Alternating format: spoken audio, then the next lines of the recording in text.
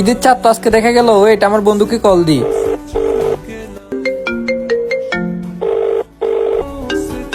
Hello বন্ধু, কালকে তো ঈদ, ঈদের খবর কি? এই তো বন্ধু, চাঁদ তো দেখা গেল, ঈদ মোবারক। কালকে ঈদের দিন প্ল্যান কি কি করছস বল।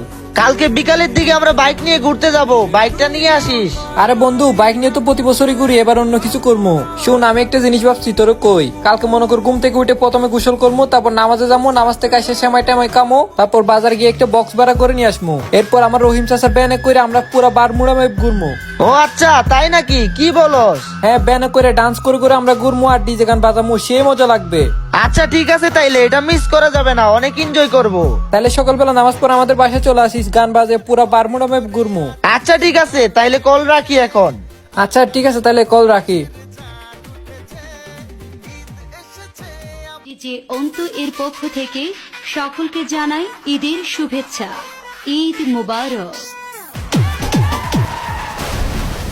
হঠাৎ আজরাইল পাঠাইয়া তোরে নিতে পারে তুলিয়া কিসে